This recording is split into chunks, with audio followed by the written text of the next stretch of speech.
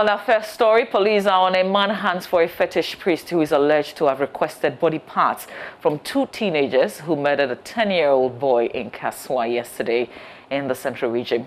The two young men, aged 18 and 19, are currently in police custody. The suspects are alleged to have lured the deceased to an uncompleted building and hit his head with a clap, killing him instantly. According to the suspects, a fetish priest in the Volta region told them to bring body parts for money. Here's Deputy Public Relations Officer speaking to JoyNews. On the 3rd of April 2021 at 10:15 in the morning, the Kaswa Divisional Police Command received a distress call that there has been a ritual murder at Coca-Cola near Lamtemios, a suburb of Kaswa. The police proceeded to the crime scene and saw a young boy in a pool of blood in the uncompleted building. Initial investigations done by the police revealed that the deceased's name was Ishmael Mensah, who is of 11 years of age, and that on the same day, suspects Felix Nyako and Nicholas Kinney, aged 16 and 17 years respectively, lured the deceased to the uncompleted building and hit him with a clap and cement blocks, killing him instantly. Suspects after that buried deceased in the uncompleted building, awaiting his removal in the night for ritual purpose. The body of the deceased has since been deposited at the police hospital mortuary, awaiting autopsy and preservation, while the suspects have been detained to assist police with investigation. Investigations are ongoing. Police would like to use this opportunity to urge the general public that whoever has information concerning the death of Ishmael Mensah should kindly go to any police station near them, or can go to the Kaswa Divisional Police Command, or can call the toll-free number 18555 to assist the police with investigation. And that's the Deputy PRO of the Central Region Police Command, Sergeant Evans NTA, with that update there. Now, the Rent Control Department has vowed to crack the whip on landlords who are charging beyond the 6-month rent advance permitted by the Rent Act. This is after it emerged that 72% of tenants in Ghana are facing difficulties of setting their lease because of exorbitant house rent charged by landlords. Majority of complaints received in Accra, Kumasi and Takrady pointed to the fact that many landlords were taking 2 to 3 years advance payments before letting out. Our Public Relations Officer of the Rent Control Department, Emmanuel Posu, says such landlords could be fined 6,000 Ghana cedis or go to jail for 2 years. He spoke on the law on Sunday. About 72% of the cases that came were on rent arrears, which means a lot of tenants are not being able to pay their rent. So that was very massive.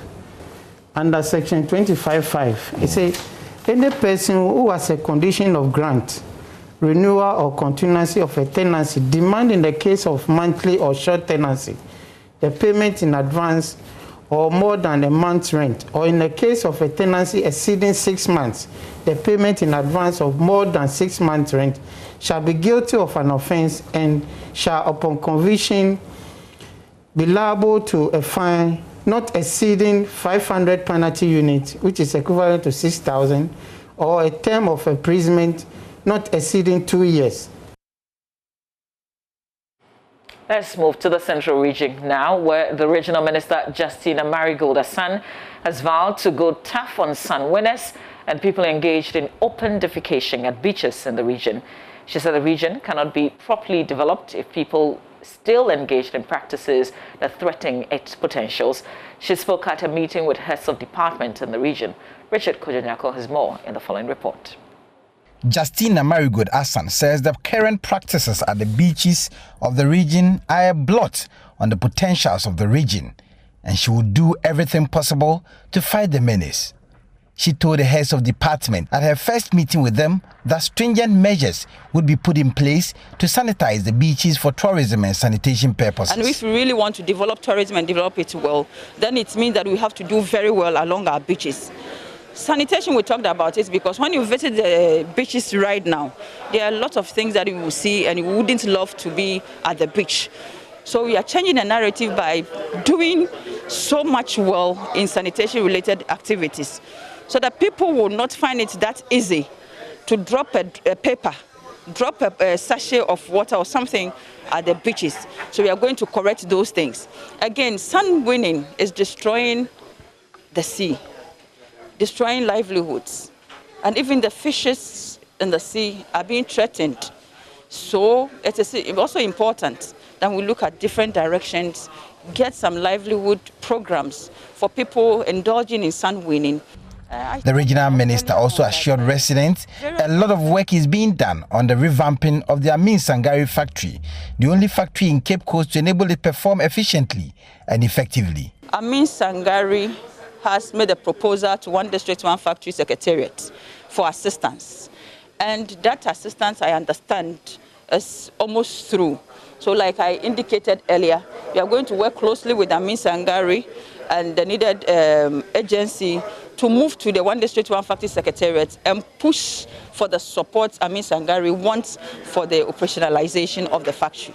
She indicated the region needs a blueprint that would spearhead the development in the region to create jobs, tackle sanitation and education. She explains the Central Regional Development Commission would play a pivotal part in the development strategy. Richard Kwejonya Akon, Joy News, Cape Coast. We now bring you some stories related to the Easter season, and Vice President Dr. Mahamudu Bawumia has called for moderation as Christians climax the Easter celebration. In a brief address at the Most Holy Trinity Cathedral here in Accra, Dr. Bawumia urged Ghanaians to continue to pray for Ghana as the country battles with the deadly coronavirus. He maintained that the blood of the resurrected Christ is able to bring salvation to all who believe. Throughout history, the story of the death and the resurrection of Jesus Christ is what affirms the faith of Christians in God, that weeping may endure for the night, but joy cometh in the morning. Psalm 30, verse 5. To worship with you today, and it shows the importance we attach to endure coronavirus. But we pray by the grace of God that we will celebrate its end before too long. We all know from the Bible the agony and pain and humiliation Jesus had to go through to atone for our sins. And this should be a guiding determination for us all to give of our best for God and country.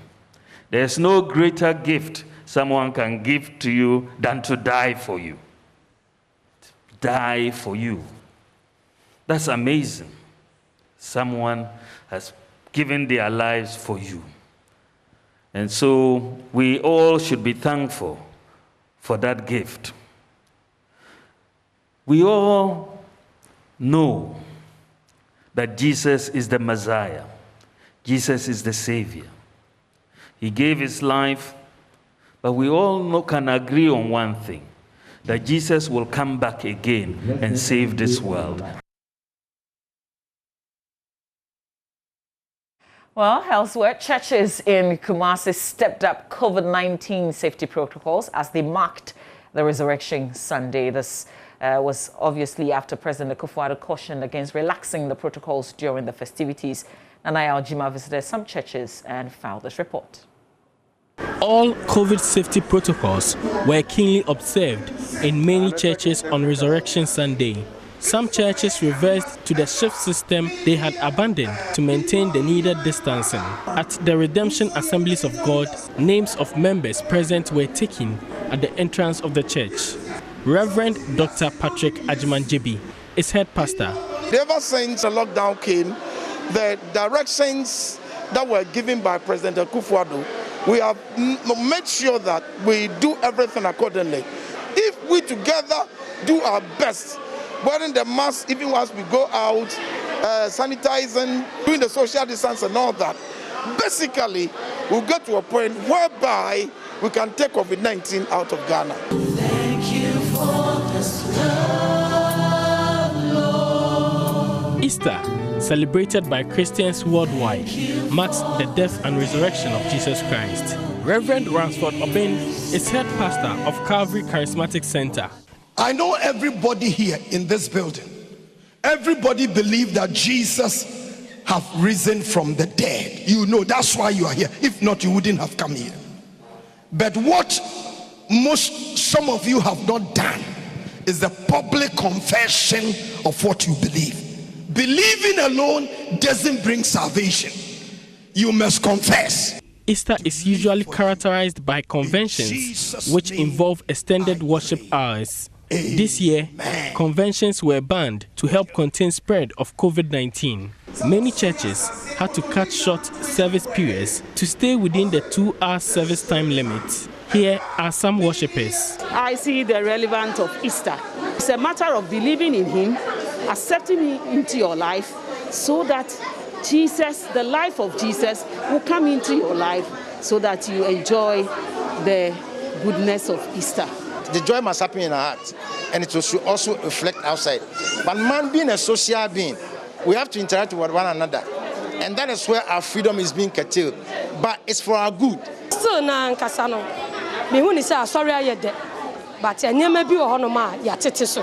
During Easter, many Christians take advantage of the opportunity to renew their faith in Christ, setting new targets in their religious lives. Meanwhile, the Ghana Police Service has increased security patrols to ensure compliance to restrictions on public gatherings. From Kumasi for JoyNews, Nanaya Ojima reporting.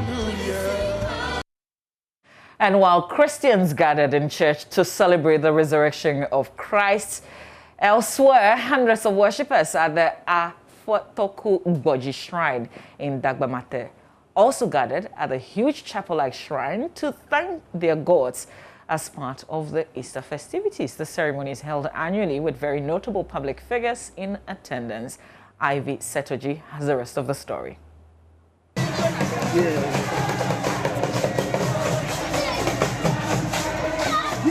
This is an annual affair.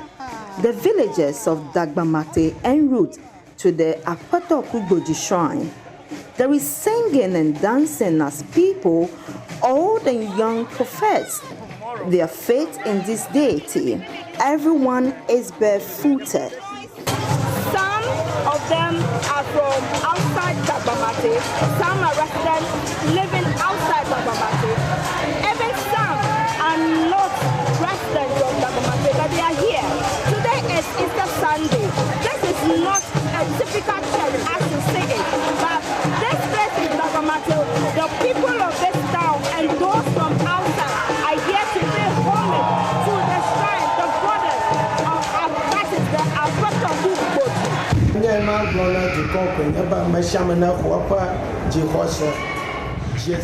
I advise each and everyone to believe in his or her religion.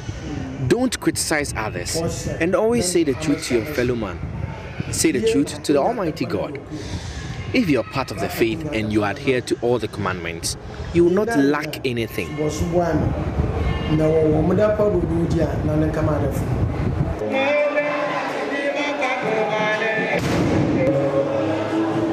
In this town, no one knows any other faith, and the powerful deity is largely seen as the supreme leader.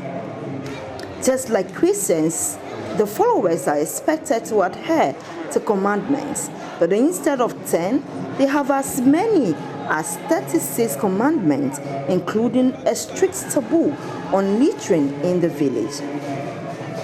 You cannot steal. Okay. Yes. You see, you cannot cause abortion. You cannot cause the death of a fellow human being. Those are the things. Okay. You cannot be at loggerheads or you say this particular human, if a neighbor, whether he's a northerner, a southerner, or a white, you have to be on speaking terms.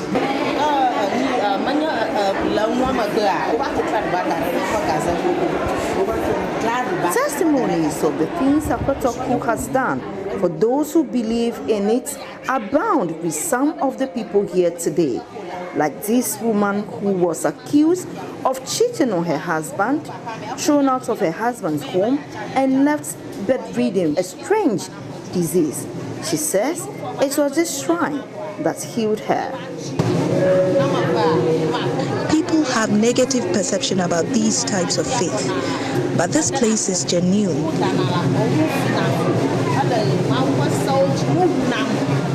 They don't kill, they don't steal.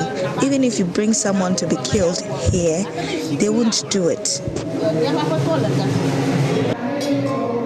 At Easter, and Christians are marking the death and resurrection of Christ. But for the people of Dagbamate, it's a show of faith in an ancient African belief. Ivy Satoji, Joy News, Dagbamate, Volta region. Well, let's head to Parliament now. Concentration is on the minority group, and many are calling perhaps for a change in the leadership of the minority in Parliament. But as the leader of the majority group appeared on JoyNews' probe with MFR Powell yesterday, he talked about Haruna Idrisu and hailed him as one of the best the NDC has in Parliament. Is the minority leader corrupt? Not that I know of. Not that I know of. Haruna is a man of steel, right? He will tell you in the face, leader, this one we can support. He will tell you. Then I will then find a way about it. Yes, you can support. How are you not going to support it? Walking away or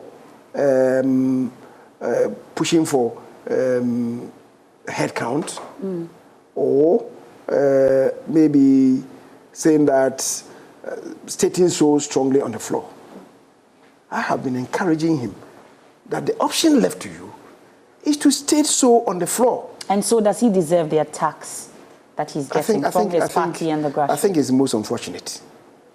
On these matters, it's most unfortunate that they have come under the gavel. I think it's most unfortunate. It's all because, as I said, people got excited and agitated with the election of Bagbin that they were going to have their day every time that they wished, which is not coming out, and they think that because of that they are compromised. There are calls for his resignation.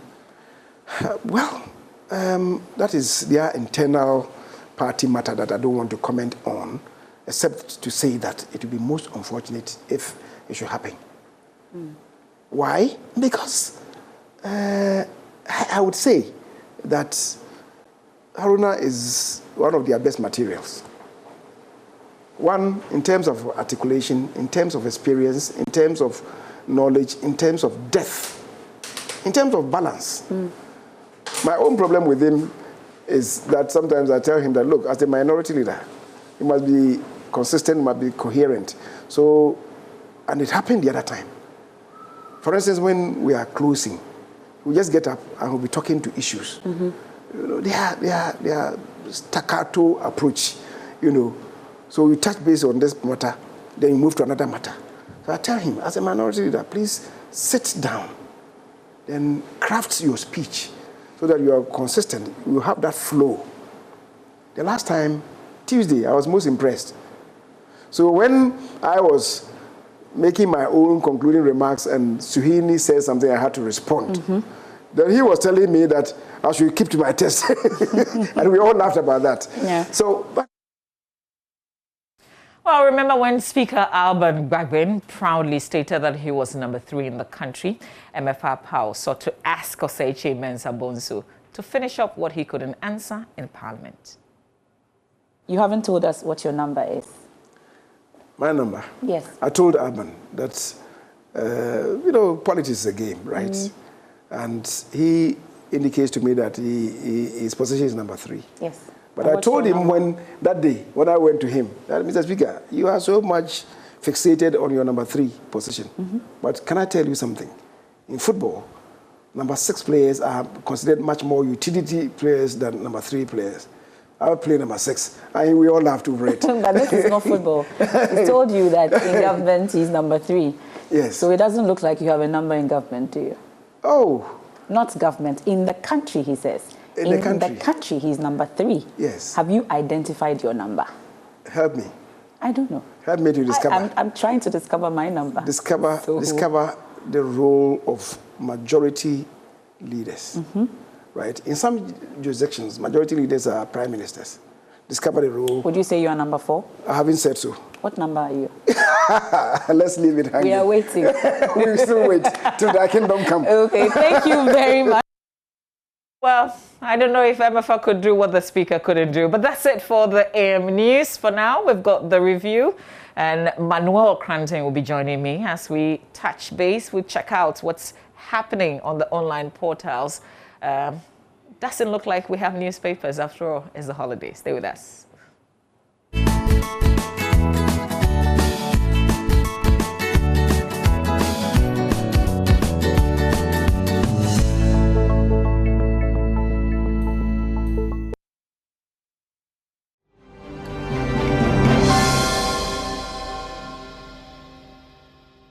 But, you know, relative to COVID-19 is that we seem to be too centered in the Greater Accra region. And so on Friday, for instance, mad traffic, people going out of Accra. And so you are concentrated in Accra, keeping people off the beaches and so on. But the people are going out of Accra. And, you know, considering the fact that the Greater Accra region is the epicenter, you risk having, you know, more cases in other regions if we don't sort of replicate. Well, we hope that the other commands would follow what the Greater Accra Regional Command is doing and do a similar thing. At least Nani Aljima reported from Kumasi yesterday with the church services. It looks like protocols were being followed, and so we can only hope that we all do the right thing. But listen, it's a holiday, so we don't have newspapers, physical newspapers in the studio. So what we're going to do is to just do myjoyonline.com. We're going to go online. We'll start from home. My Joy Online is our first stop. We'll tell you the stories making headlines on the page. Manuel? Yes, Mama V. And before I do, I don't know if you remember that story of the 2 teenagers who killed a 10-year-old boy. Oh, yeah. Really tragic. Yeah. And you're wondering what people are thinking. Yeah, teenagers, they want money. Anyways, let me take you to myjoyonline.com. The top story here, Alban Bagbin appears to be demonstrating machoism in Parliament. That's attributed to the majority leader, Osei Mensah Bonsu. And he spoke to MFR Pau last night on The Probe, a really pregnant interview. If you've not seen it, I think you should see it. We brought highlights in that news where he talked about, MFR was trying to push him to figure out what number he is in the country. Apparently, he does not have a number. But what's your number? I am number 1, actually. Oh, where? Listen. In a country? We all collectively give the number 1 power. So we are the original number 1. Oh, I see. Yeah. Technically. What is technically? But realistically. Listen, we are the kingmakers. We're powerful. Yes, that's true. That's true. You see him, you want to say. So you're number 1. Well, let me continue with my headlines. Attacks on minority leadership and calls for a change unfortunate, still attributed to Osei Mensah Bonsu. And, you know, an interesting highlight of the Easter festivities in the Volta region, a village called Apetoku. A village called actually Dagbamate. Yes. Ivy's story. Dagbamate. And, you know, they have this shrine, a church-like shrine, which could take more than 500 people in there. And they are also worshipping not the resurrection of Christ, but their own gods. And they do it every Easter Sunday. Interesting read. My only concern, though, no respect for any of the protocols. Absolutely. Zilch. They threw that to the dogs. But again, if you hear, and this cannot be backed by science, but if you hear their chief priest explain, he says that in the town, the gods actually take care of them. Nobody steals there. Nobody litters. Nobody, commits abortion. So coronavirus is afraid of such an environment?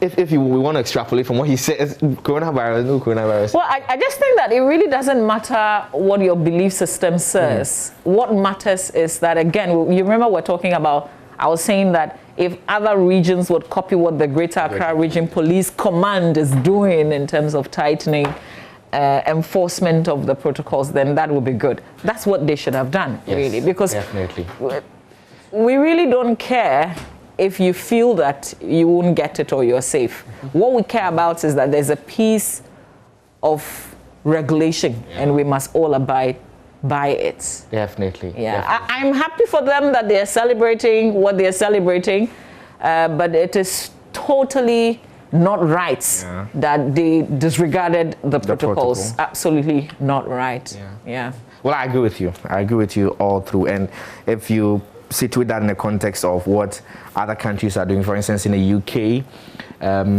the Media Regulatory Authority there fined the Love World operated, the media house operated by Pastor Chris and the Christ Embassy Church, £125,000 for spreading conspiracies around the COVID-19 pandemic and then the vaccine. So, I mean, other countries are trying to crack the whip on people who seem to be, in our context, we say, pouring sand in their gari, you know? Yeah. But we don't see so much. Earlier, we saw that in 2020 when some pastors were jailed and so on and so forth. That's something that we should be looking at. 1 killed, 4 others injured in a Josso roundabout accident.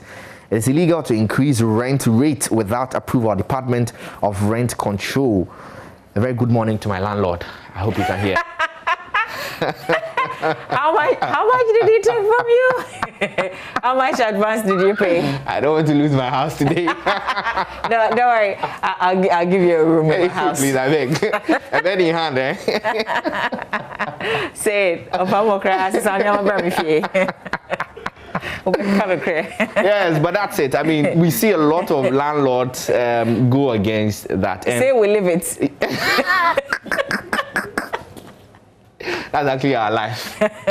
And I don't know, but you know, like fresh graduates, some unemployed, some trying to find their feet. And you say for a 1-bedroom apartment with kitchen and a washroom and so on, I should pay 400 cedis, 500 cedis, and I should pay 2 years. You don't want to make her live the life, so if you take... Did he put a gun to your head?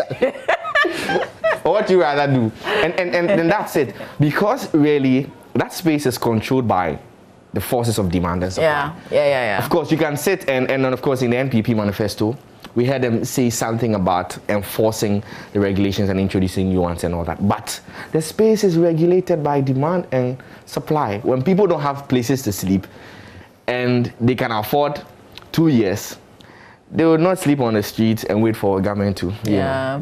And that's it. But I think that we should be humane a bit, you know, for a young girl like me. I mean, Mama, if they do it to you, yes, you. But me, nah. Well, listen, I have some friends. At least my friend Caroline. So she and her husband, they have, you know, some beautiful apartments that they are renting, and they are really cool with it. It's very flexible. You decide how many months that you want to. You can do a year, or you can decide that you want to pay them 2 years. So there are a few people out there, except that you have to look really hard to find them. Yeah. And so I'm saying it again. Very good morning to you, Papa Landlord. What's his name?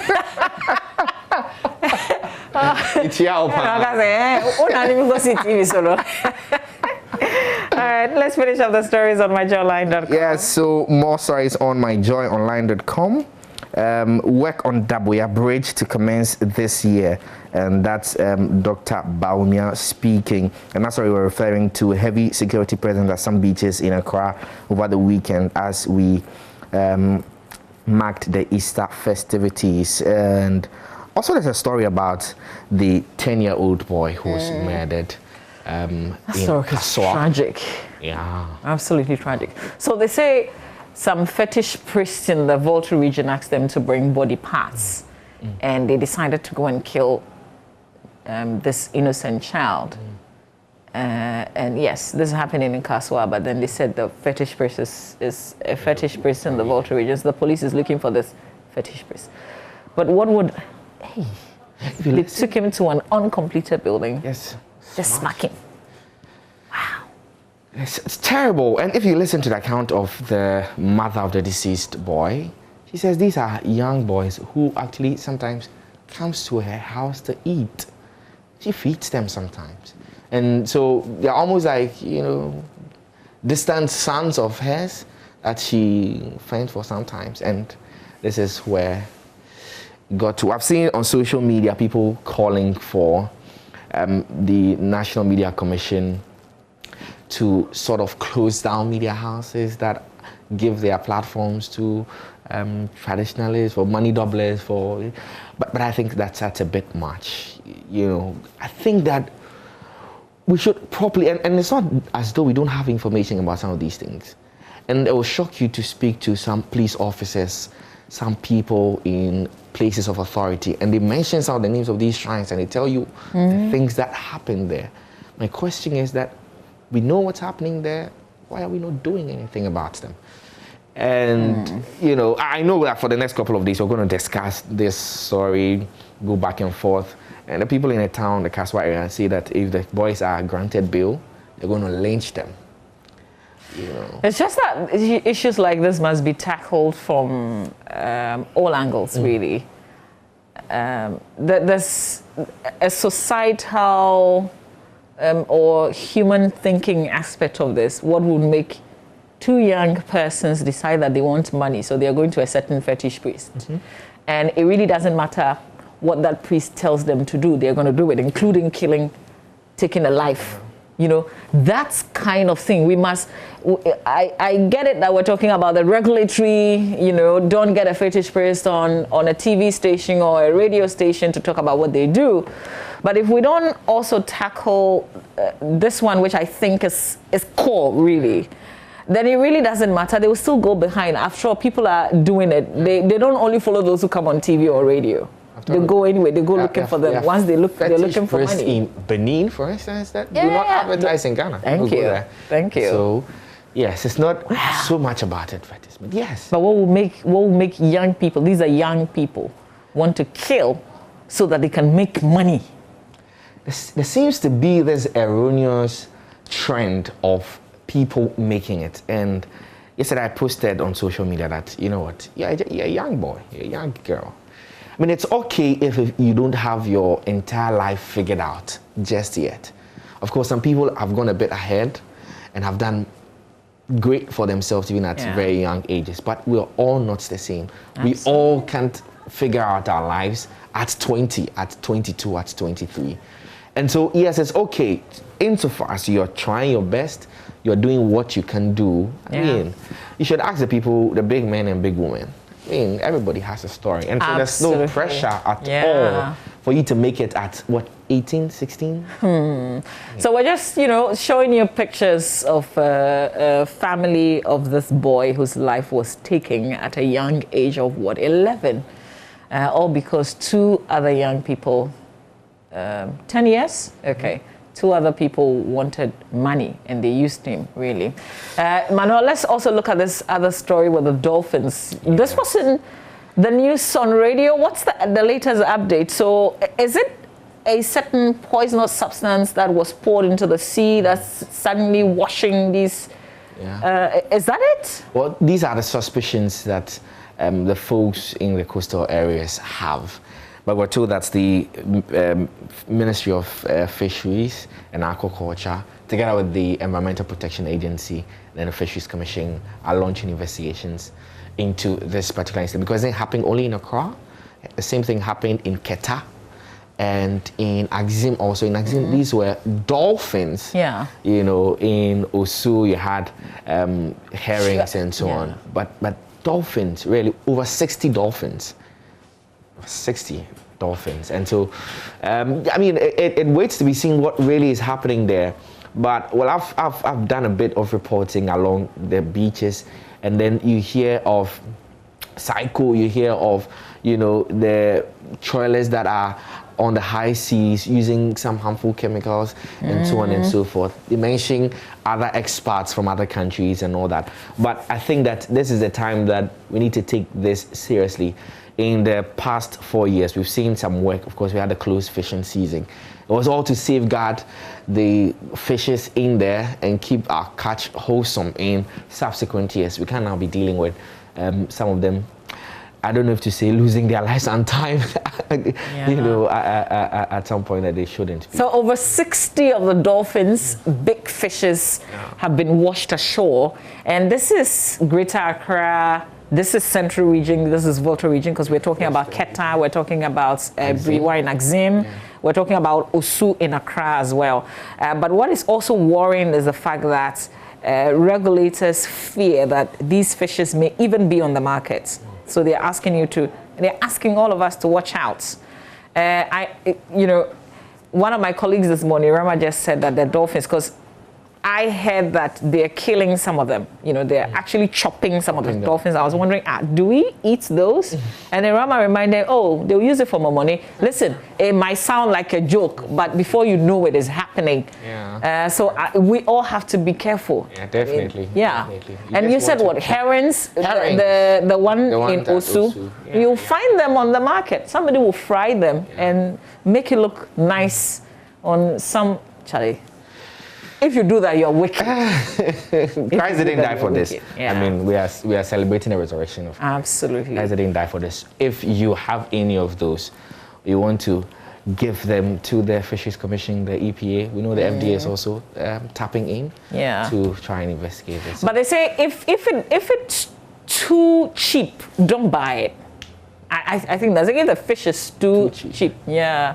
I wonder how many people would hear this and listen properly, because so what we are showing you is from Osu. This is what they discovered in Osu in terms of the fishes washed ashore because of what we actually don't know, whether poisonous substance poured into the sea or wherever, but it happened along the coastlines of Keta, Osu, Axim, and then the western region and some other parts. So there you have it. Depending on the area, you'll find different fishes, I guess. So some of the fishes. And so I don't know what we can do to all be careful and beware so that you don't buy some of these fishes that we actually haven't even discovered the cause yet. Let's take care of ourselves and take care of each other.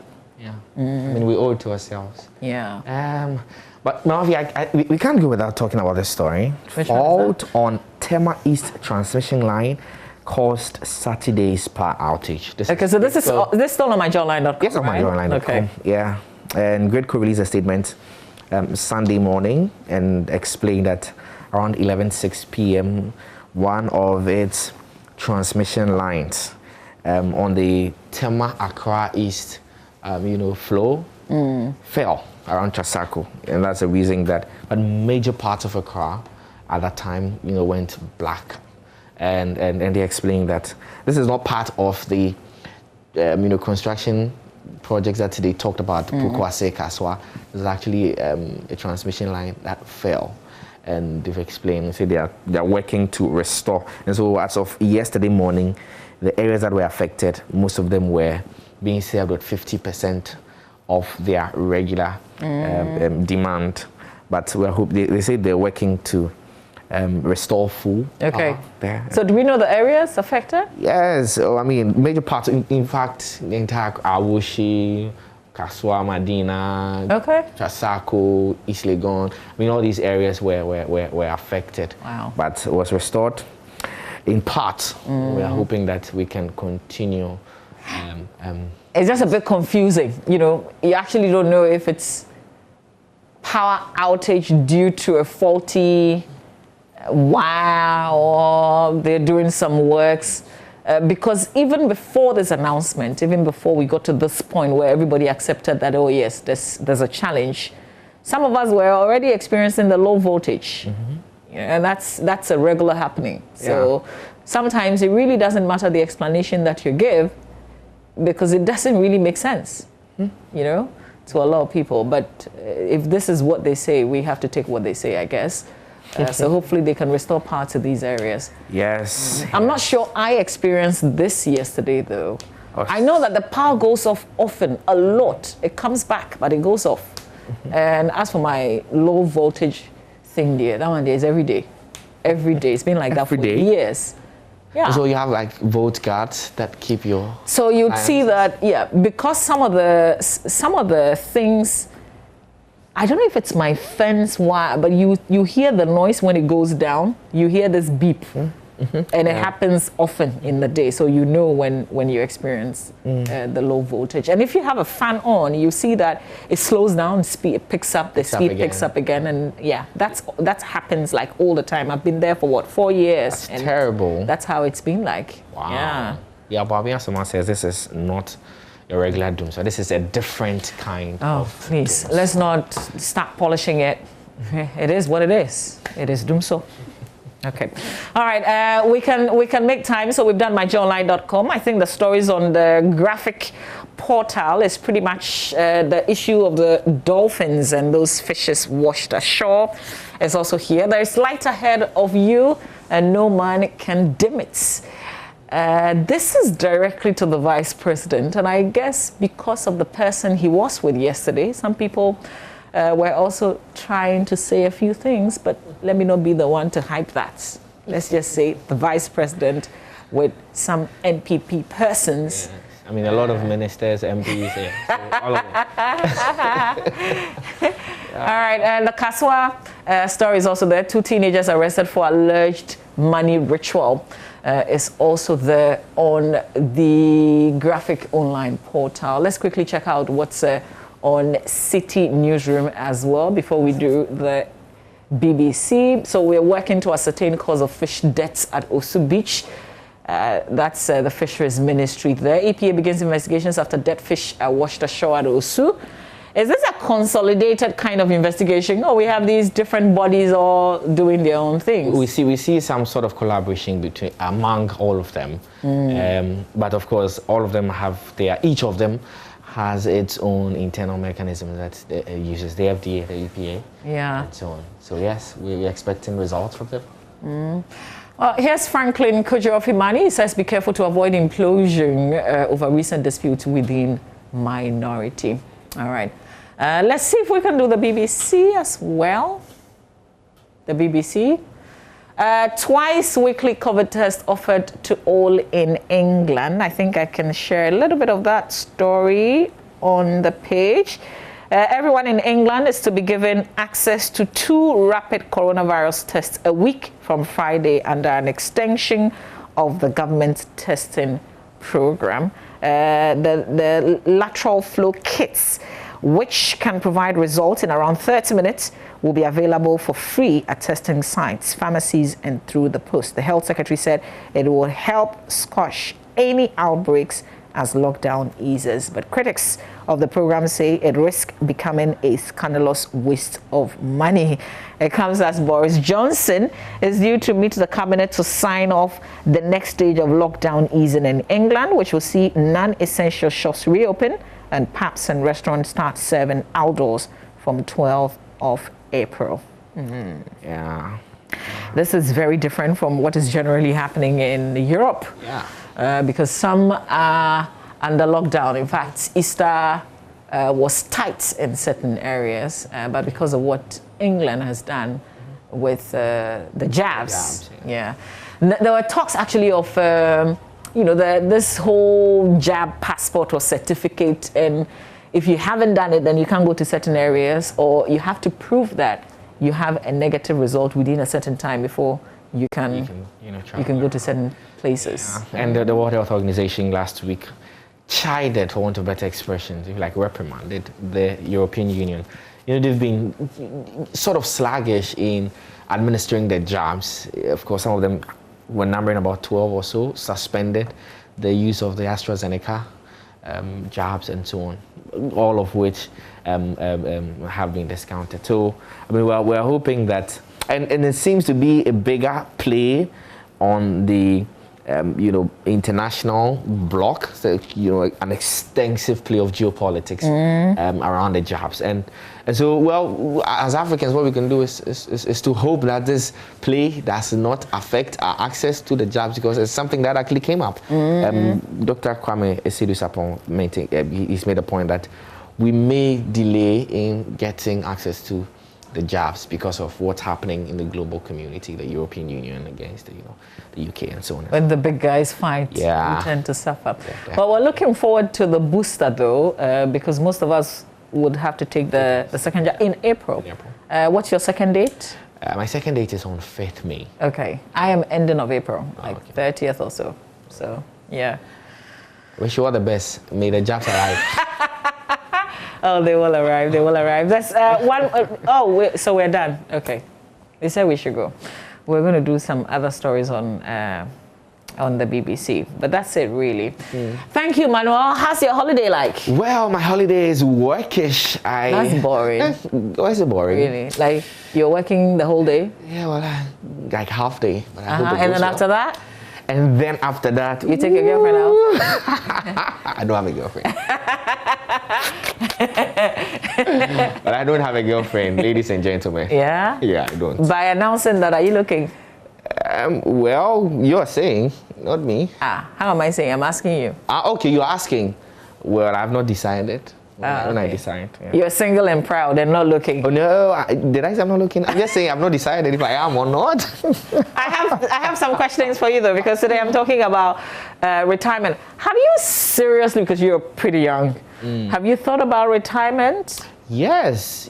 In fact, while I was on the University of Ghana's campus, I used to host a show called Labour Front. Okay. Essentially on labor issues and how people exit the active, service to the country. I mean, at the time, people were receiving as little as 250 Ghana cedis, 300 cedis a month after serving the country. And you'd have to serve at least 20 years before you qualify for pensions. And so people had served that long and they're taking 300 cedis and so on. And so, I mean, it's a multifaceted, conversation. There's a leg on the employers, especially in the private sector, some of who dodge SNIT contributions on behalf of their employees. There's a leg also of transfer of the monies from Controller and Accountant General Department to SNIT. Some also on the tier 2, when private fund managers are giving the monies to hold in store for them. I mean, so I see where you're angling this question, but I want to make it a very personal and family conversation today. So I'm asking you, as Manuel Kranting, do you know how many? And maybe you can help with the 3 essential questions that I'm asking today. Do you know how much annual salary you would need to stop working? Yeah, to stop working. So, knowing that question would determine whether or not you're on track. Yes. Yeah. Yes. So, how do you know you're on track? Well, I know that right now I'm not on track. That one. And then, okay, so that's good. At least that's a good place to start. And then, are you very confident of having enough money for a comfortable retirement? Well, I'm just starting my active service, and so plans are far advanced in putting together a comfortable retirement. So I was just reading that you would need 8 years, 8 times your annual salary to retire. Okay, 8 of that. And a lot of us, we know that in Ghana, if you don't have a side, something going on, the monthly salary in the currency. Yes. I mean, it's done before it arrives. Yeah. So people, that you're going to pay Kwame's school fee. You know that, hello, my landlord again. You know that you're paying. and there's food, and food takes a chunk of the money. There's transportation, there's electricity. Charlie. Yeah. All right. Fortunately, the man who's joining us today, he's the managing director of EDC, that's EcoBank Development Corporation, and he is a personal finance person. He's been doing this for years, so he's going to help us with this conversation. We're going to get very practical. So gather around. We need husbands and wives to join in this conversation. Can't wait. Yeah. And all young people as well. If you just finished school, if you're a young graduate, if you're an entrepreneur, you don't have a formal job, but you will certainly retire someday. You can't keep working the rest of your life. Sometimes we can even retire rather very early. It's a conversation for all of us. Yeah. So you've got to be with us after sports. But right now, though, we have to bring you sports.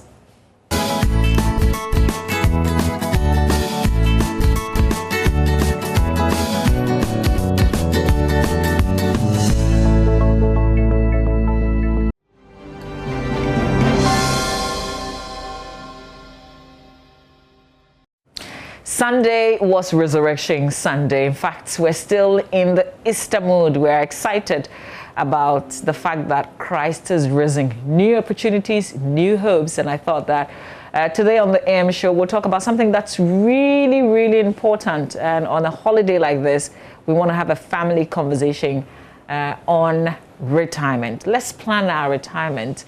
You probably have heard it many times, but you haven't necessarily paid attention to it. You haven't thought about your income, when you will be retiring, and how it would look like.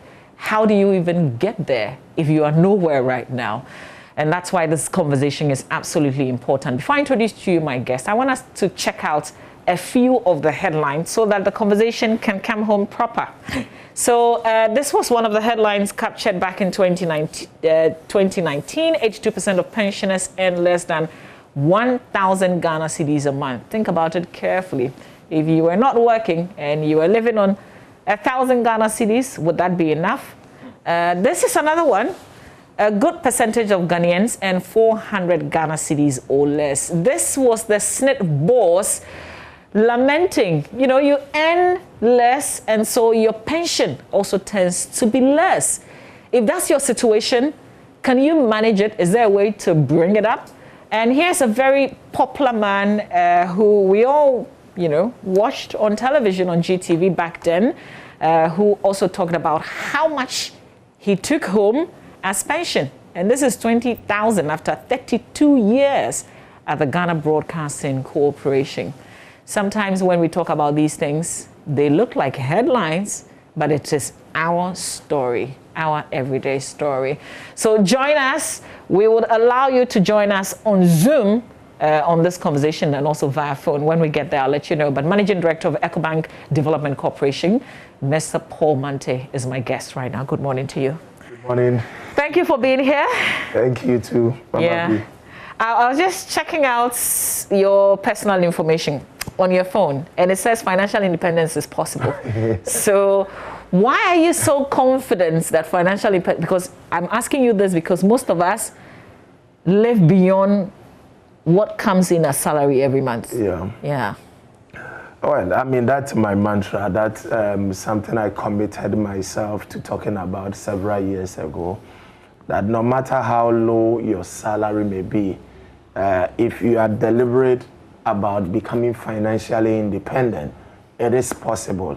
And we've seen this happening over the years for a number of people who believed it. If you don't believe it, you are right. It won't happen to you.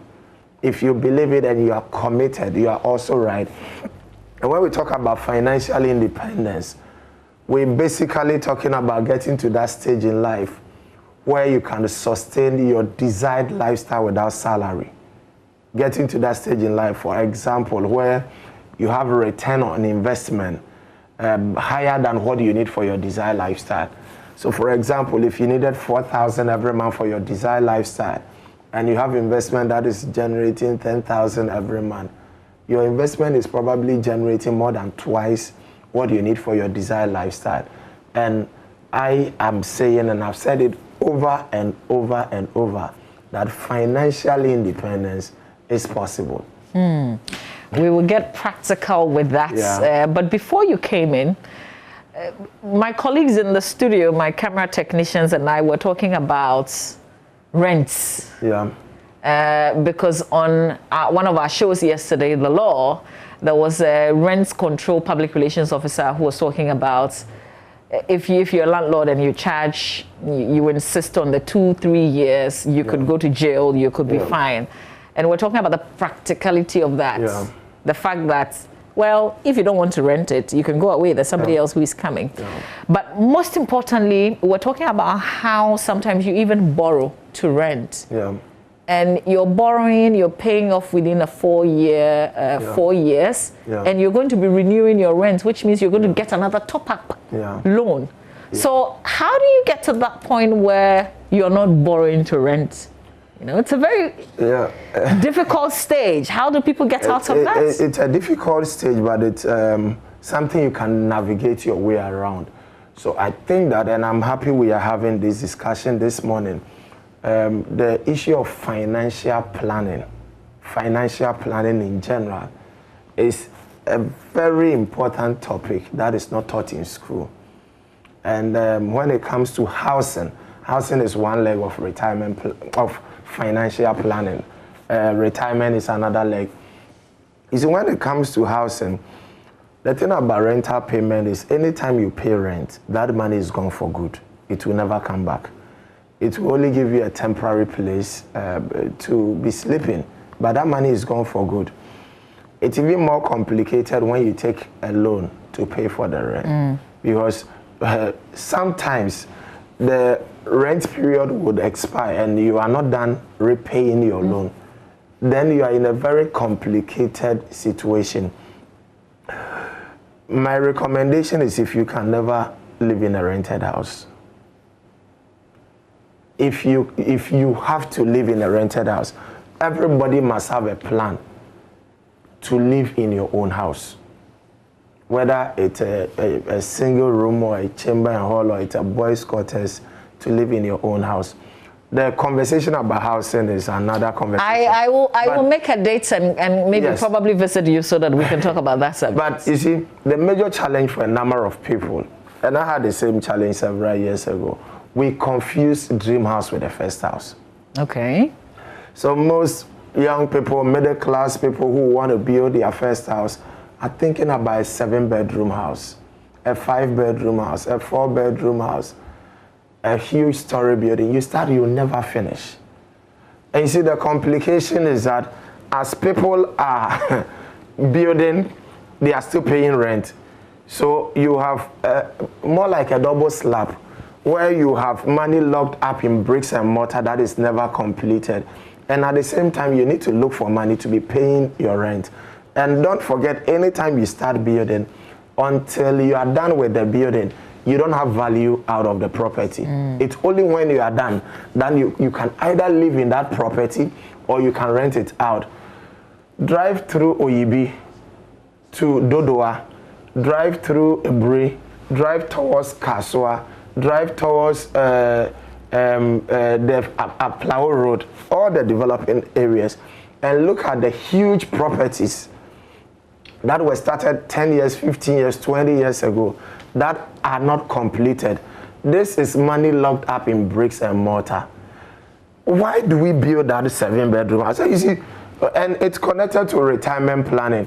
By the time people are done with that 6-bedroom, 5-bedroom house, they are closing into retirement. Remember, anytime your children go to secondary school, they have left home. They are not coming back. Once they go to secondary school, they only come for visits. 1 month, 2 months, and they go back, they go to university, national service, and they are out. And today, how many children are the average couple giving birth to? 2, 3. Those of us who are 4, people question us as if it's a crime to have 4 children. And whether you have 2 or 3 or 4, your children are either going to be boys or girls. 3-bedroom house, the boys are in 1 room, the girls are in 1 room, the parents are in 1 room. It's as simple as that. People will tell you all kinds of stories, visitors. Even those who live in Chamber Hall receive visitors. And they find places to sleep. How much more a 3-bedroom house? The living room is there. If you're an important visitor, we move the children from 1 room and we put you there. The next morning you hear a knock on the door. Uncle, my school uniform is in the room. Nobody will ask you to pack your things and go back to where you came from. My point is, Mama V, we putting unnecessary pressure on ourselves. People who have listened to this conversation, we can have a whole conversation just on housing, who have taken it serious. People come to my office every day. 3 years, 4 years, they are done with their house. You don't need more than 15,000 cedis. You may not even need 12,000 cedis to buy enough blocks for your 3-bedroom house. Half plot, quarter plot. These real estate companies are building on small plots. Why do you need a full plot when you are struggling paying rent? Why can't 2 friends in the office, why can't a brother and sister say, look, let's get 1 plot and share? Somebody I'm comfortable with, being a neighbor. have plots. You can put up a beautiful 3-bedroom house. You have enough space for your children to play and all that. You don't need more than 12,000 cedis to buy blocks for that simple 3-bedroom house. Where you have a challenge will be the foundation. It will knock you off a little bit. And then the roofing. But look, once you put a roof on the house, whether it is plastered and not plastered, painted or not painted, it's a house. You can move in. And I think that there is more dignity in living in your own house that is not plastered. That is your own house, than living in a 5-bedroom air-conditioned house that is a rented house. So it's all in the thinking. Look, this financial independence thing, if you want to take it serious, you need to declare independence. So you are not in competition with anybody. You are not building to impress anybody. It's your life. It's your future. You need to be clear what your path is and just follow it. So the issue of housing, if we pay attention to it, we can deal with it. And I've seen drivers, messengers, who are done with their house. I see that, listen, we're all interested in this particular conversation, so I'm going to come back to you and so that we can, if you're renting now and your salary is a certain amount and you are taking a loan to rent, how do you even begin to buy a plot where they're talking about 80,000, 100,000 these days? So I'll come back to you on that conversation. Okay. So let's go back to our retirement conversation. I started off with the headlines. What's the state of our retirees these days? It's nothing to write home about because salary levels are generally low. And people don't get it that your retirement or your pension rather will be a function of your income. So if you are at a place you're getting big bonuses, big allowances, and your salary itself is small, you should know that your pension is going to depend on your salary and not the allowances. You know, you saw the story in the Business and Financial Times. 52%, when they did that publication, 52% of all the people who were on pension at that time were earning less than 500 cedis a month. 52% were earning less than 500 cedis a month. A good 52%. I saw something last night and I checked with a few friends from SNIT to say, look, confirm for me if this is true. And then I got a confirmation that Mr. Mante is the case. So on the lowest payment on pension at the moment is 300 cedis a month. Imagine somebody who is on pension getting 300 cedis a month. And this 300 cedis, it's about $50 for a whole month. Because it's a function of the salary. The state of people on pension is nothing to write home about. People come to the office every day to complain. People are watching us. There are people who have worked for 15 years, for 20 years. They haven't bothered to go and check whether my employer pays my monthly Senate contribution. Senate contribution. It must not come to you as a surprise. But it comes to a number of people as a surprise when they come to the office. I've worked for 27 years as a teacher. Can you believe they only gave me 17,000 cedis? I felt sorry for a teacher who had worked for 27 years, still living in a school bungalow, waiting for lump sum to build her house. The lump sum came, it was 17,000 cedis. In many cases, it can't even buy you a plot. So you look back, you can be disappointed in yourself. You look back and say, oh, is this worth it? And I've been teaching, and you see your students driving cars, and you see your students doing well, and you can be so disappointed in yourself that it can kill you before your time. But you see, there are people who also plan for their retirement. I joined EcoBank 2007. One of the fine opportunities I had was to deal with people who had planned retirement, who had their investment with EcoBank. And it's so beautiful when you meet these elderly people who have planned for their retirement because they are enjoying life. One asked me to come home. I went home. He had a simple request. My cars are old. Release money, let's buy 2 brand new cars. And This is somebody on retirement? Yes.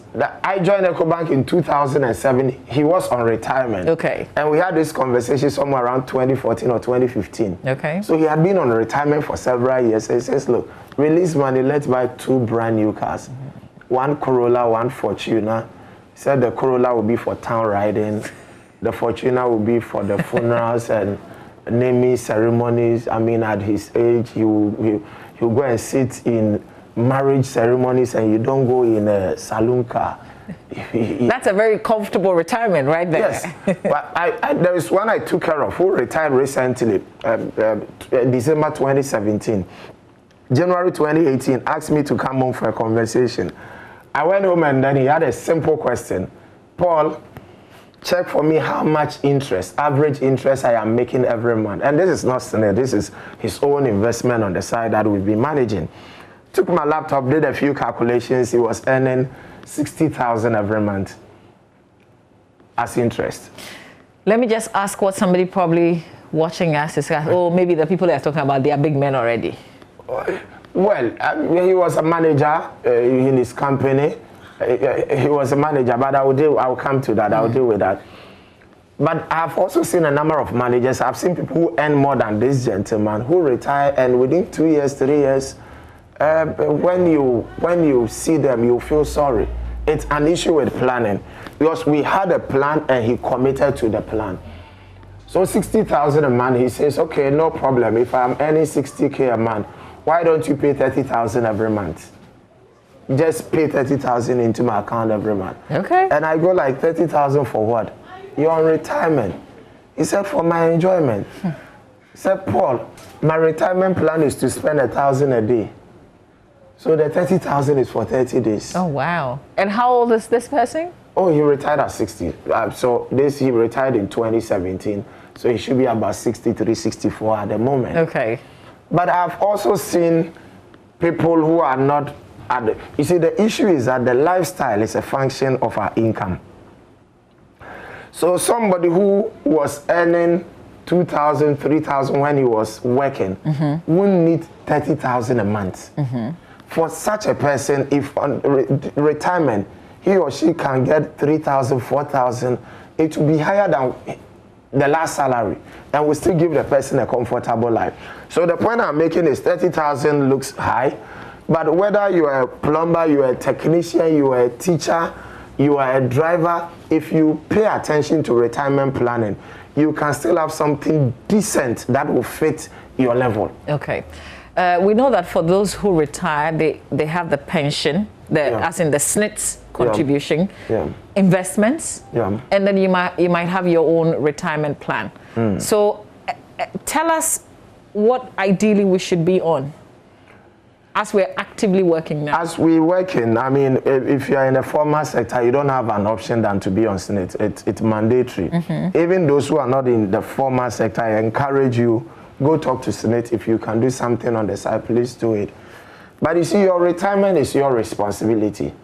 So whether SNIT or without SNIT, it's important for you yourself to see into your future. And then ask yourself, what kind of old age do I want to have? What kind of old age do I want to have? Because you see, personal financial planning is important towards retirement. Because one, the low monthly pension, when we've talked about it, when 52% are earning less than 500 cedis. Two, if you plan, you can have a great retirement. And I will tell you how. Number three, we are living longer than 30 years ago, 50 years ago, because of medicine and research and all that.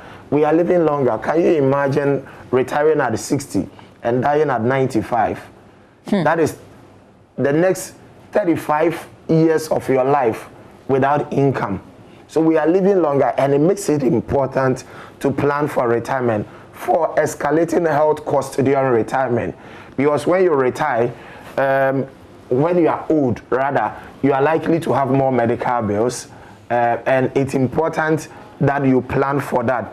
The next point is you may not have the energy to work, even if you want to work. You may want to work, but you won't have the energy to work during retirement. Or you may have the energy, but you will not find a job during retirement. Another important reason why people need to take this serious, is that you cannot depend on your children. A lot of parents see their children as their retirement investment. And don't get me wrong, we encourage children to take care of their parents. I do that. It's a blessing to take care of your parents. But the truth is that there are a number of young people who are themselves struggling. The guy has taken a loan to pay the rent. He's struggling to pay the school fees. And now the old man, the old lady who is on retirement becomes another burden. So some genuinely may want to help, but they cannot help. And another hard truth is that we've been kind of westernized. So the people focus more on nuclear family rather than the extended family, unlike some 50 years ago. So my point is that your children are your responsibility. Take care of the children, but your retirement is your responsibility. You got to plan for your retirement, you know, and you need to know that prices of goods and services will keep increasing, inflation. So you need to plan into the future. So if you are in the formal sector, you are in SNIT. If you are not in the formal sector, your old age must still matter to you. Even if you are on SNIT, it may not meet your expectation. You are using may, it will not. Please. That's why we're having this conversation. It may not. Because, Mama, there are people, those who are on high salary, there are, I mean, I have clients, I manage finance, there are people on pension who get decent So they're money. satisfied with that. Yeah. Well, I know that most of us, myself and my friends, that will not be enough. So we need your support. So you need to plan for retirement. And you see, if you came to us that I want to do retirement planning, as financial planners, we don't charge money for doing that. The thing is that the younger you are, the easier it becomes. Okay. Because you need time to plan for retirement. So if you came to us that I want to plan for my retirement, there is a process we take you through. Let me give you an example. Somebody who is 45 years, who want to retire at 60. You've got 15 years. You got 15 years. We need to make provision for a certain life expectancy. So let's say we make provision for 85 years. Okay. We will make a few assumptions. Long-term interest rate after retirement of 14%. Another assumption is that long-term expected inflation of 10%. And then the important question comes, if you are retiring today, how much money will give you a comfortable life?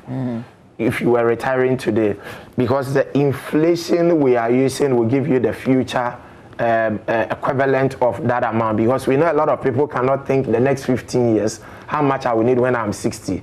So the question would rather be, if you were retiring today, how much will give you a comfortable life? Let's say this person says 10%, 4,000 cedis. Okay. 4,000. The model, our financial, we call it a financial analysis tool, would get us the future value of your 4,000 using the 10% inflation. What you will need at age 60. And then let's say we'll make provision for increment of 10% every year from age 60 till your age 85. Then another important question comes, how much do you have today? Somebody says, look, I don't have anything. I want to start. And then the last assumption is that annual interest rate is 18%, compound, or 17% compounded quarterly. For the 4,000 in 15 years' time, the equivalent is going to be 16,709 cedis. Okay. Using the inflation of 10%, 16,709 cedis. And this is going to increase by 10% every year from 60 to 85 years. How much does this person need to commit every month? 3,990 cedis. Today? Yes. So then we'll have to go back and ask the question, can you do this? Most people will say, no, I cannot, because it's 3,990 cedis. But it's because of the 4,000 figure we are using. Then we probably may have to look at the 4,000, or a few other people will say, look, I have a car or two, I have a plot here. Let me sell and see what kind of lump sum I can put in. Because if you have the lump sum, it reduces the monthly commitment if you have something to put down today. But you see, this 3,990 cedis, if this person delays for another 5 years, it will be 50. And the figure will now move to a little over 9,000 cedis. Oh, wow. So the closer you get to 60, the more the burden becomes. Now, let's go back and let me only change the age.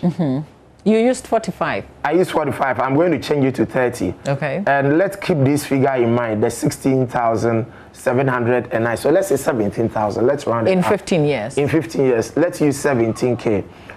Assuming that this person had been 30 years.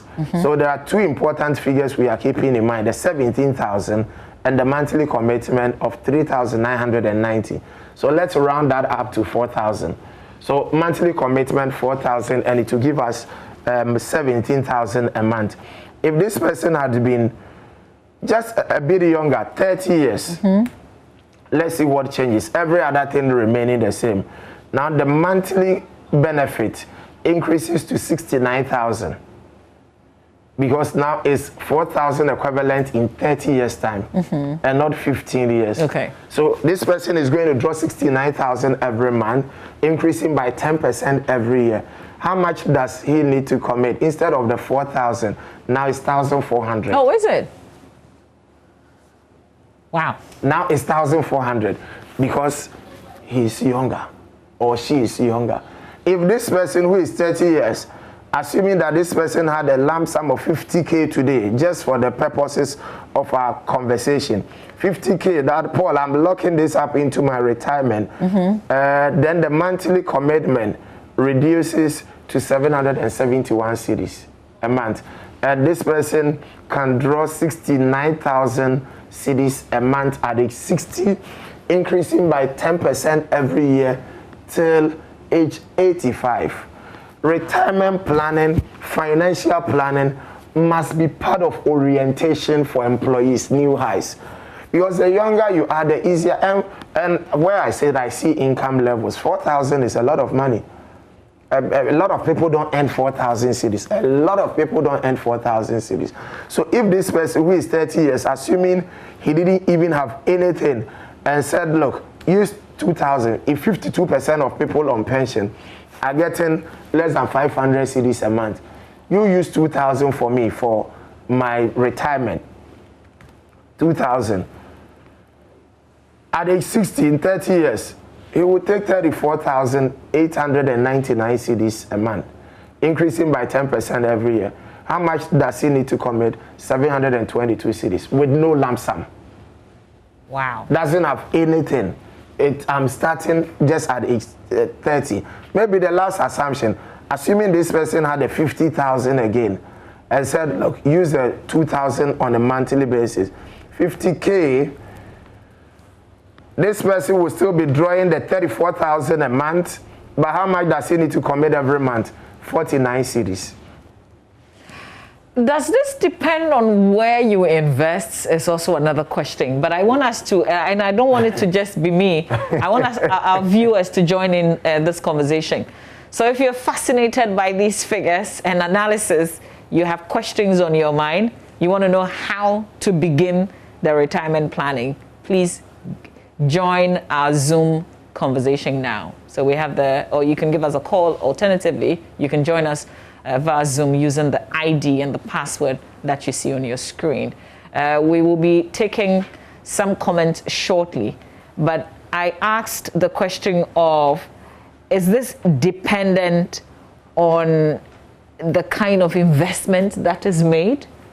Yes, so what we did was to use a certain, we use 17% returns. And I think that 17% is a conservative return. Okay. If you pick even treasury bill rates over the years, at the moment, because we're looking long term, if you use government treasury bond, 17% is on the low. Government issue a 6-year bond a month or two ago at 19.25%. Which is higher. Which is higher than that. A few bonds have happened recently at a little over 18%. So the 17% we use is quite conservative. Okay. I have a fund, the EDC Fixed Income Fund, which happens to be the biggest fund in Ghana at the moment. The return over the last 7 years or so, the average is about 21%. Okay. So the 17% is a conservative. We are not picking any product. We are just using a conservative interest rate, assuming you can get that on average over the period. Yeah, so that's what we did. Okay, all right.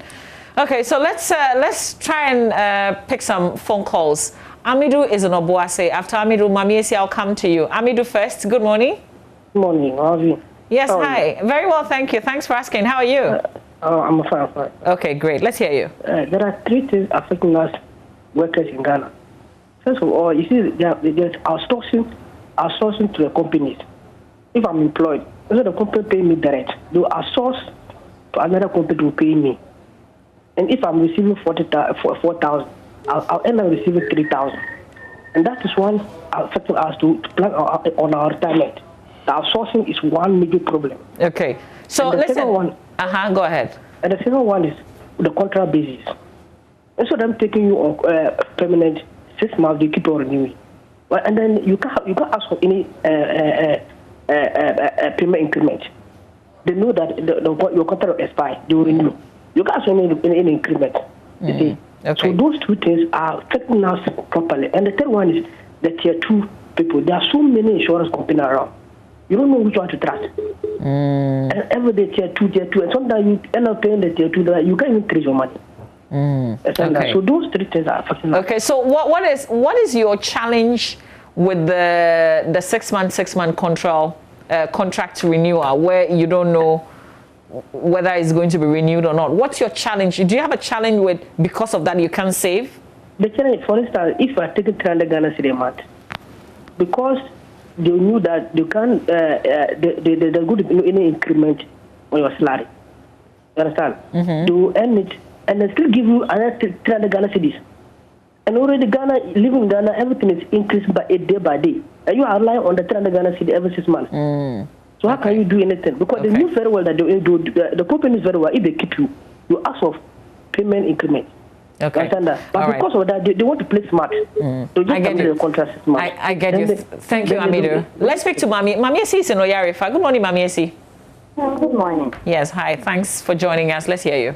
Thank you, too. I'm so amazed about this conversation because when we talk about retirement, not all of us are interested because when we see what they are coming forward, but that age, it's like, retirement is far-fetched.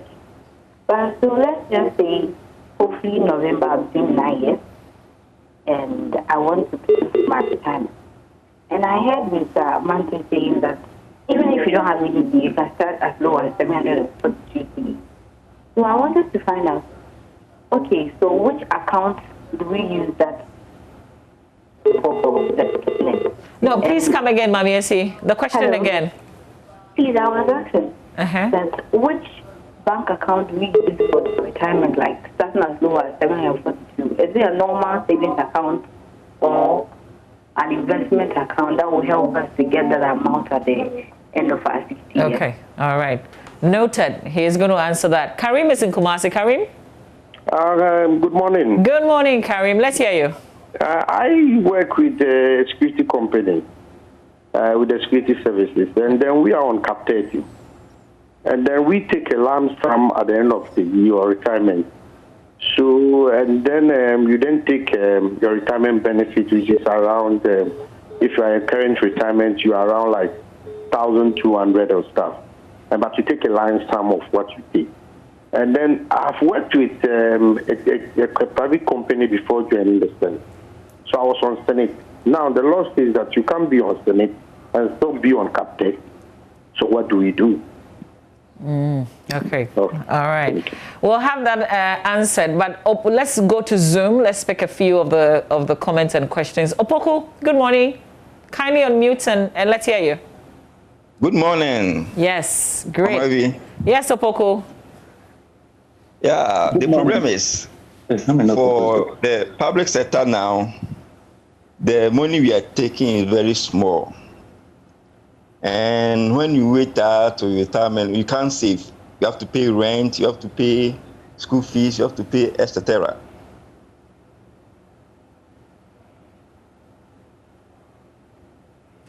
Oh, I think we've lost the audio there. We can hear you. Is it that he muted? So you have. Okay. Go ahead. Can you hear me? Yes, we can hear you now. Yeah, I was saying that because of how the public service work is now, like you'll be paying rent, you'll be paying school fees, you don't have anything to save. And like maybe you can put at least this for retirement or anything, but you can't have anything to put to save. So it's very difficult for you to save. And we are praying that maybe the government will increase the salary for public sector or increase our mortgage for public service workers. To be paying them at least every month as a rent, as they do in America and etc. I see the big dream. Thank you very much. Let's speak to Seydou. Good morning, Seydou. Seydou, kindly unmute and talk to me. Good morning. Yes, good morning. Let's hear you. What I want to say is about Senate. I think Senate should not only be about retirement. When you are faced with pandemic like COVID, there should be a way that you can get your contribution in order to push yourself. We know that a lot of people have lost their jobs. They have chunk of money lying down in their Senate account, yet they can't have access to it. I think it is important that we put up that measure so that when we are faced with challenges, you can have access to your contribution. Okay, all right. Thank you very much, Seydou. I'm not sure Mr. Mante would recommend that, but we've heard. I'll come back to Zoom. I want us to tackle some of the comments that have come through. So please, let's hear you address these. Thank you. So Amidu talks about 6 months contract and the salary not being enough, and I think I'll connect that to Opoku, who joined us on Zoom, who said for public sector workers, the salary is so small that you cannot invest. So for Amidu and Opoku, I understand that the salary is not enough. But you see, there is a law called the Parkinson Law. The Parkinson Law explains why most people retire poor, even after earning substantial income through their working years. The Parkinson Law states that no matter how much people earn, they will always adjust their lifestyle to match their salary. So as salary is increasing, people are adjusting lifestyle to match their salary. So everybody is complaining that their salary is not enough.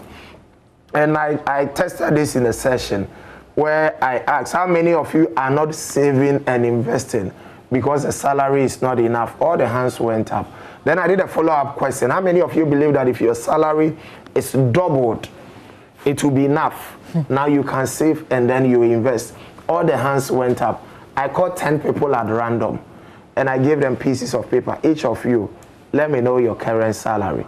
The salary that you believe that if it is doubled, now it will be enough. Let me know the current salary. Among the 10, the lowest income earner was on 350 cedis a month. 350 Ghana cedis a month. For some reason, this person believed that if the 350 a month is doubled to 700, now it's going to be enough. And he or she can now save and then invest. But right among the 10 of them, there was one on the salary of 5,000 cedis. So the guy earning 350 says, if it is doubled, it will be enough.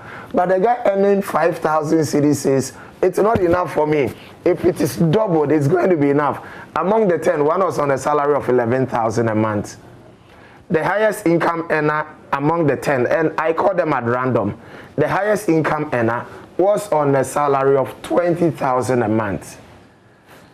The guy earning 350 says it's not enough. The guy earning 20,000 cedis says it's not enough. When it is doubled, it's going to be enough. So Amidu and Opoku, I understand you, but you got to start where you are. No matter how low you think your salary is, somebody earns less than your salary. So I strongly recommend what I call the 10-20-70 principle. 10-20-70. Mm-hmm. If you believe in tithing, you pay your tithe of 10%. If you don't even believe in tithing, I believe in giving back, charity, you can still use 10% as giving back. Okay. But the minimum of 20% of whatever you earn must go into investment. Minimum of 20% of whatever you earn, the minimum.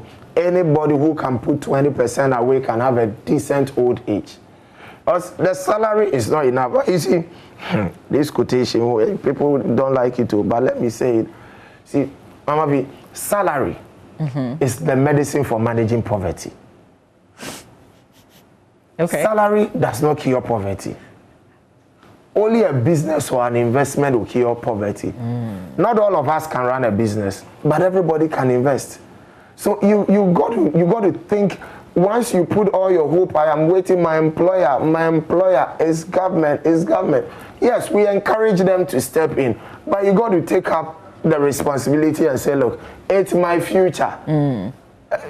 It's my future. So if whatever I need to do, and your salary must not be equal to your income.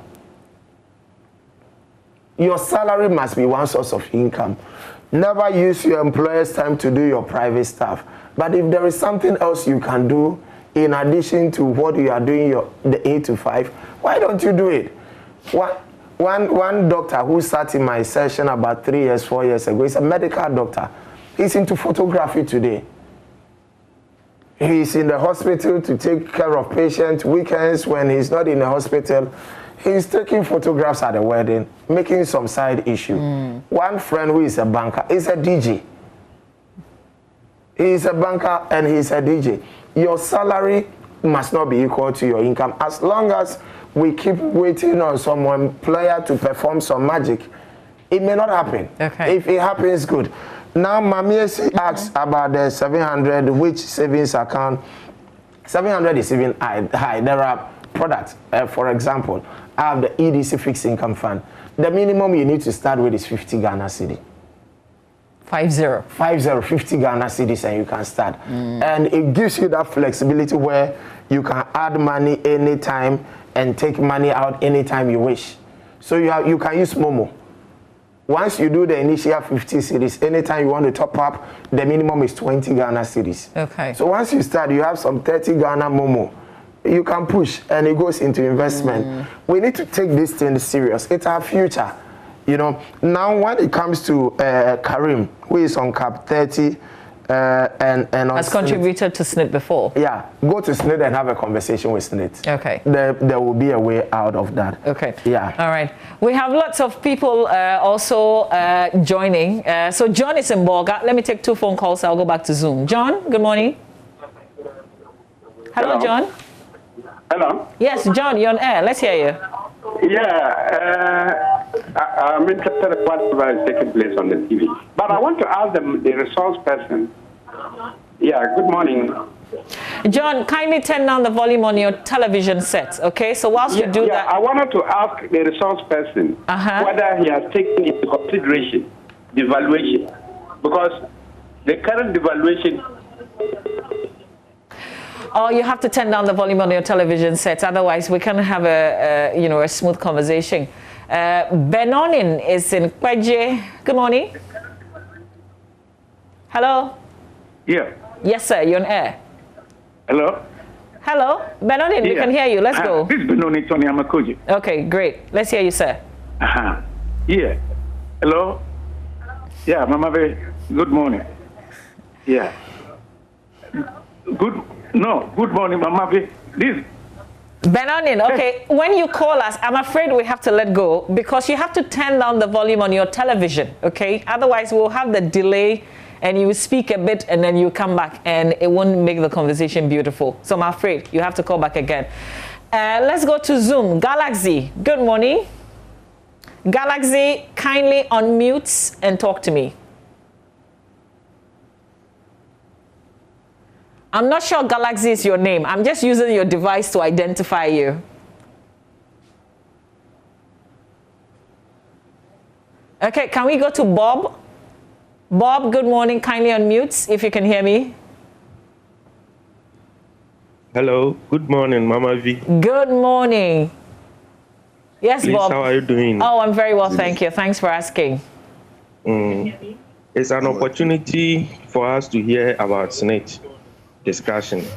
Frankly speaking, most of us are not well educated about this whole SNIT issue.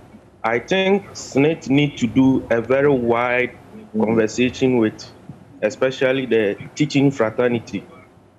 I don't understand the deduction, the tier issues. Okay. I wish SNIT comes down to our workplaces, discuss with us if there is a need for us to increase our SNIT contribution so that our pensions will be better for us. Okay, so because Bob, I, for instance, my mother is a pensioner teacher.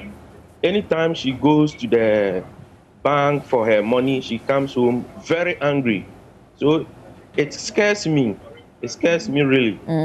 So I wish they comes down to explain things to us. But Bob, apart from the tier, do you have any other investments? Not at all. Okay. Because we don't have the training, we don't have the education on all these things. Okay. All right. For instance, Bob, I'm a very young teacher. I need training and education on all these things. Okay, that's the reason we're having this conversation. Bob, let me just ask a question. Bob, how old are you? I am 30. 30, good. Let me ask a follow-up and then just something for you. Assuming you needed to be investing towards your old age, how much do you think you can put away every month? I can put 300 to 500 every month. So let's use average of 400, between the 300 and 500. Mama, if we use the 18%, if we use 18% compounded quarterly, by the time Bob is 60, Bob has 5.2 million cedis. Oh. With a 400 See, Christopher said, huh? And this is aside his tier. Yes, it's aside the tier. Oh, wow. This is for himself. Amazing. It's not rocket science. Just that the value of the 5.2 million in 30 years will not be the same as the value of 5.2 million today. Because of inflation. But it's still going to be decent money. And Bob is talking about 400 cedis every month. Let me just add one scenario and then you can go back to your course. Okay. I'll go to Reverend Eddie. Assuming Bob had 10,000 cedis today and said, I'm doing 400 in addition every month. 30 years using the 18%, Bob has 7.1 million cedis. Incredible. Wow. I think that in the end, you know, we have to resolve the issue of, so who do you talk to? I guess that's the problem. How do you begin the conversation? Let's go to Reverend Eddie on Zoom. Rev, good morning. Thank you for holding. Please unmute. Good evening, Mama V. Oh, I'm hello. from far away Osaka, Japan. Okay, all right. So good evening there, good morning here. I just got him from town and I caught the tail end of your discussion. Okay. And I was wondering, for those of us living outside the country, in Osaka, Japan, for example, any advice for us? Because for myself, for example, I've crossed that golden line. I have about 10 years to go. And any advice for those of us who want to come back home after retirement?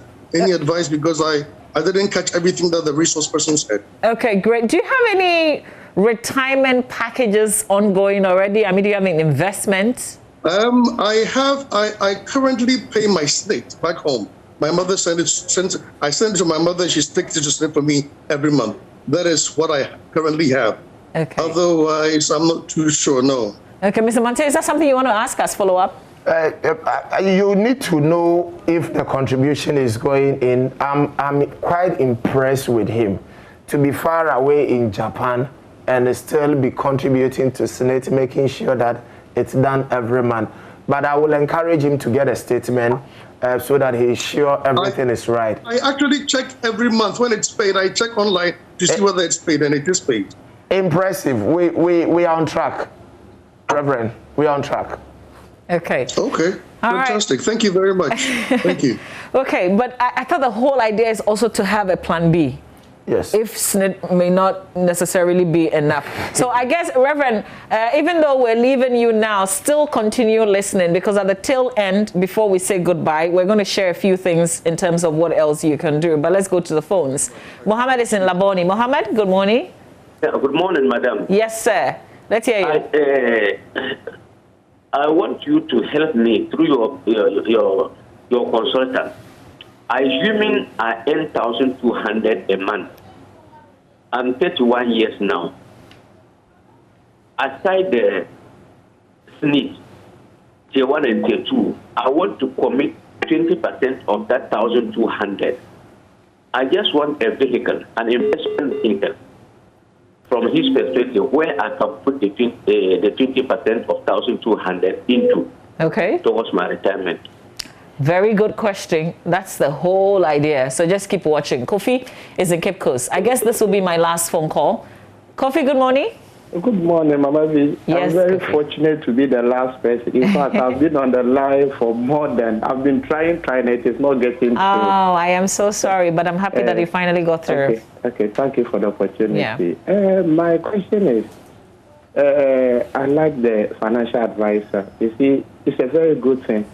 I think this should be added to our education system, even in the training colleges, even all the institutions.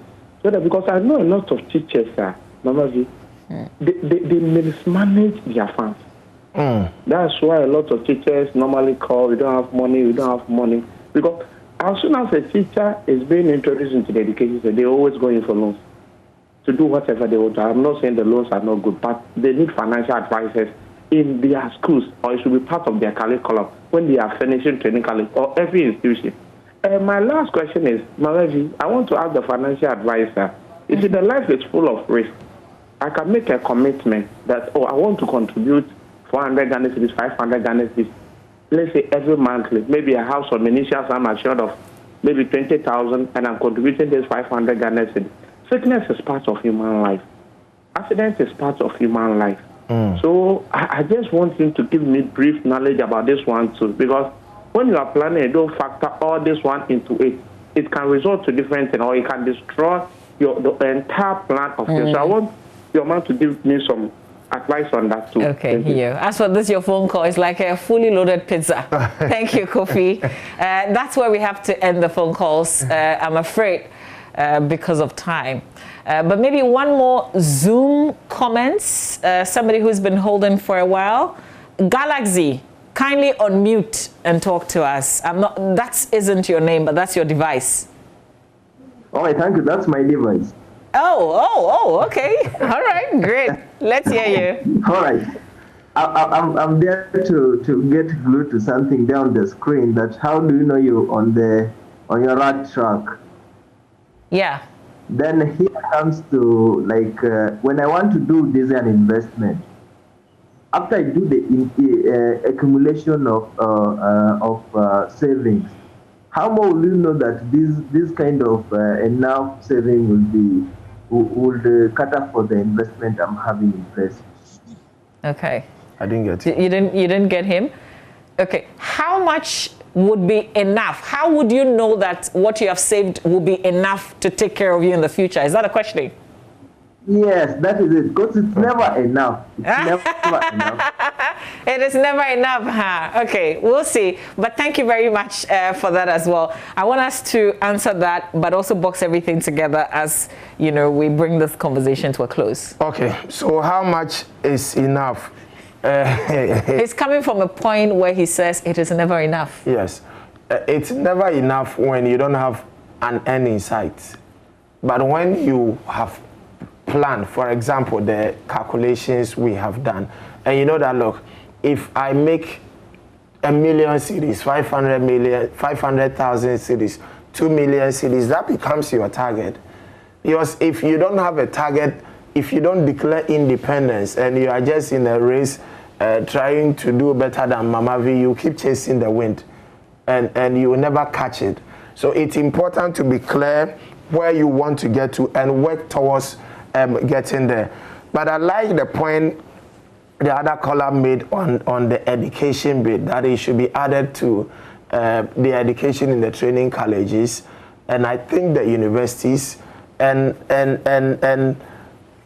companies need to take this serious. Because you see, if somebody works with your company for 20 years, 30 years, they retire and their situation looks so bad, people will still refer to your company and say, oh, this lady, this gentleman worked with this company for 30 years, now look at him.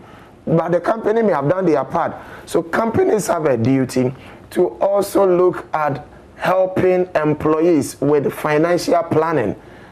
We need to have these sessions for employees so that we will equip them, because some waste money. If they don't know, they don't know. They need help, and we need to help them.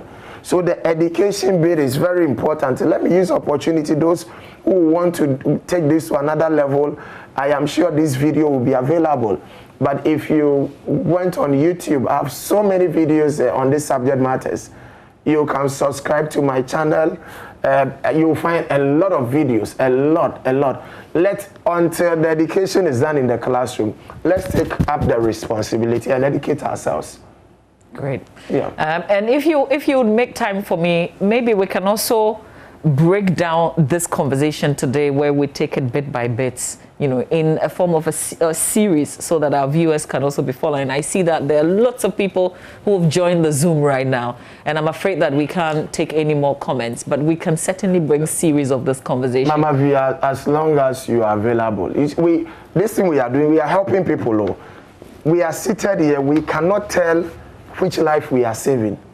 We cannot tell who will have a decent retirement in the next 20 years, 30 years because of this conversation we had. Yeah. So for me, it's a calling. I mean, so as long as you are available, we can make time and help the viewers. Okay. Well, thanks to all those who, you know, connected with us and who are still connecting with us. All of you, I see you all on Zoom. Unfortunately, we can't take any more comments, but I guess we can end with they can, you know, try and get your channel and subscribe. Yes. But in the meantime, who do they talk to? Like, what do you do?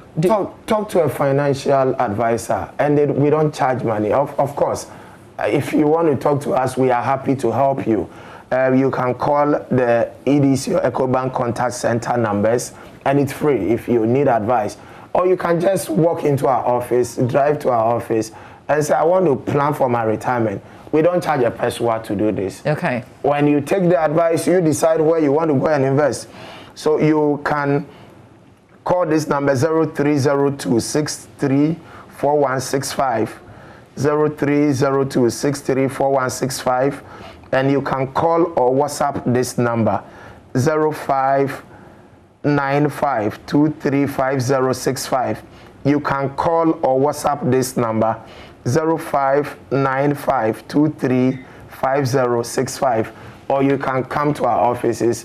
If it's just investment, you can walk into any EcoBank branch, say I want to start an EDC investment. But if you need advice, come to EDC. We are in the EcoBank. That's also free. It's free. We don't charge money for doing this. Or go to any financial advisor. They shouldn't charge you money for providing you this advice. Okay, great. Well, I thank you. There's a personal friend of mine who apparently has come into contact with you. He says that you are a complete institution. He got to know you when he signed up for the EDC's iFund, which is now Ghana Balance Fund Limited. And he says that you're indeed a financial guru. You're worth listening to and very practical. So listen, we're going to be getting very practical in the coming days with this conversation. There's another person who says that assuming I take 1,500 a month and you save in a different bank and want to have this retirement plan without paying any large sum for the start, how much will they be deducting? So these are very practical questions, and hopefully Mr. Mante can give us a bit of his time so that we can be sharing these with you. Is there a response to this 1,500 right now? Yes, I recommend a minimum of 20%. 20% of 1,500 is 300 cedis a month. Okay. If you don't have the discipline, just put yourself on autopilot. Put this on standing order. Okay. So when the money drops in your account, you know you are paid on the 24th. You put a standing order for 25th or 26th. So once it hits your account, it leaves. You will not die. You will survive. You will not die. Thank you for this. My standing order will go to the savings, and sometimes I go and withdraw. So I guess the advice is it should go directly to the investment. So you don't have an opportunity to go and withdraw. Please, it's our future, and we need to take this serious. Okay. We need to take this extremely serious. Yeah. Thank you so much, Mr. Mante. I'm super grateful. Thank you for your time, and I'm happy that we're doing this on a holiday when many more people are home, and you know this is certainly helpful. Well, so until he comes again. You know, breaking down further this conversation, I guess this is where we have to leave it. Up next, he is a very young sensation. He started receiving nominations already. He's Che Mensah, and he will be singing. We will have a beautiful conversation. Stay with us.